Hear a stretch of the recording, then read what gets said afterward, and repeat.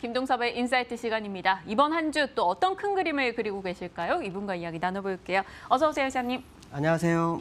네, 저희 이번 주 어떤 점을 키포인트로 잡고 대응할까요? 글로벌 이슈의 핵심은 이제 미국이 되죠. 무역 분쟁 해결, 뭐 이걸로 시장을 이끌었던 미국 시장이 이제는 지표로 갔죠. 지표에서 다시 또 가는 곳이 뭐냐면 금리 쪽으로 흘러갈 것 같습니다. 그래서 이번 주에 FOMC 회의가 19일, 20일 날 있어요. 이 FOMC 회의에서 우리가 이제 봐야 될 관전 포인트, 그건 두 가지죠. 일단 대체도지표 종료 언제냐, 이게 이제 시장의 불확실성을 제거해 줄 건지, 또 시장의 모습을 그걸 가지고 어떤 식으로 갈 건지에 대한 부분인데, 대체도지표가 줄어드는 모습이 이제 종료되는 시점이 확인되면 일단 투자가들은 어떤 걸 보게 되면 금리에 대한 부분을 보게 됩니다. 금리에 대한 거는 우리가 연준 의원들이 하는 게 점도표라는 게 있죠. 그러니까 점도표하고 대체도지표 종료, 이 두 가지가 키포인트가 될 것 같고요. 일단 미국 시장에서는 금리 인상은 멈춰진 거라고 보여져야 되기 때문에 문제는 뭐냐면 향후 금리가 어떤 로드맵을 좀 가질 건지, 아니 금리 동결이 아닌 뭐 인하로 갈 건지, 뭐 이런 거에 대한 부분. 왜 이런 말씀을 드리냐면 일반적으로 동결만 얘기를 하죠. 근데 유로존에도 TLTRO를 하고요. 중국도 두 번째 이슈에서 말씀드렸지만 그 부양책을 쓰고 있거든요. 그런 상태에서 지금 미국이 할 수 있는 게 뭘까라는 거죠. 미국이 만약에 작년처럼 혼자서 독주하는 시장이라면 상관이 없는데 미국도 역시 지표가 그리 좋은 상황은 아니라는 거죠. 자, 이런 부분들을 본다면 결국 글로벌의 경기가 둔화되거나 침체 쪽 가는 거에 대한 미국 FOMC의 선제적 대응이 있는지, 이게 관전 포인트가 될 것 같다라고 보시면 될 것 같고요. 그거에 따라서 이제 향후 시장의 방향성은 나오겠죠. 왜냐하면 중국과 무역 협상에 대한 부분은 시장에 전혀 영향을 안 미치고 있습니다. 계속 딜레이가 되고 있는데, 딜레이가 되면 불확실성이 커지는 거기 때문에 사실 시장을 불안해해야 되죠. 근데 그렇지 않다라는 거죠. 그 얘기는 이슈가 다른 쪽으로 흘러가고 있는 상황일 것 같다라고 말씀드릴 수 있고요. 지난주 금요일 날 미국장이 올랐어요. 한 0.5% 올랐는데, 제가 아마 21선에 갇혀 있다라는데 종가상은 뚫었는데요. 완연하게 뚫지 못했습니다. 그러니까 살짝 거쳐놓은 정도로 마감을 했죠. 정말 갈 의지가 있으면 다 치고 가겠죠. 의지가 있습니다. 근데 분명한 것은 제가 아는 상식으로는 시장이 그렇게 세게 갈 거라는 생각을 전혀 안 하는 상황이다.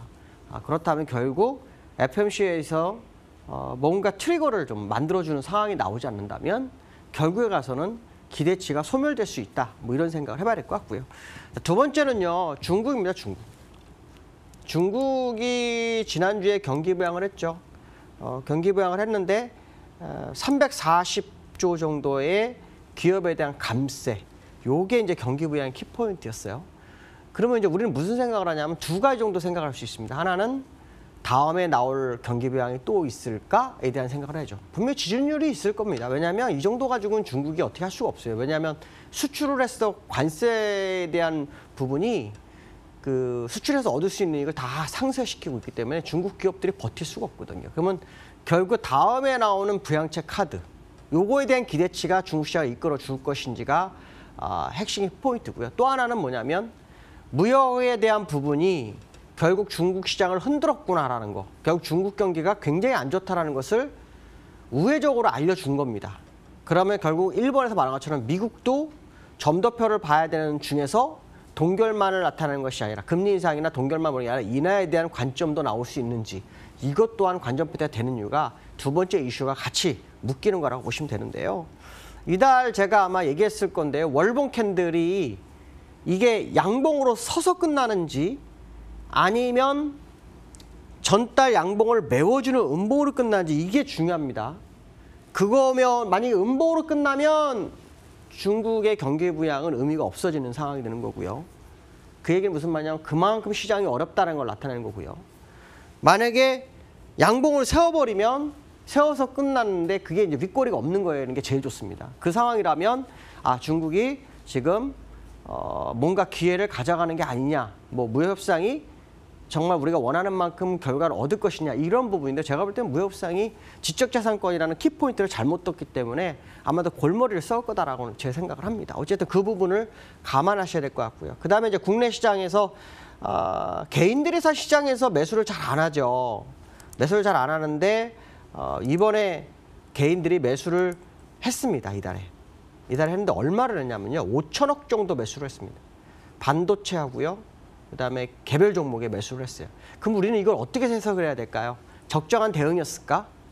저는 아니라고 봅니다. 왜냐하면 개인들이 삼성전자가 추세 상단선까지 올라온 상태에서 매수했다는 건 정말 잘못됐다고 보고요. 삼성전자 추세 상단선이 아닌 부분, 밑에 선에서 받아서 같이 올라온 상황이라면 정말 잘한 걸 거라는 생각을 하는데요. 지금 보시면은 이건 이제 거래소 차트인데 기준선에서 걸려 있는 모습이 나오죠. 결국은 양호는 뚫고 내려오는지 이게 중요한데 뚫고 내려온다면 개인들의 대응은 잘못됐다. 이렇게 해석을 해야 될 것 같습니다. 오늘 여기까지 하겠습니다. 감사합니다.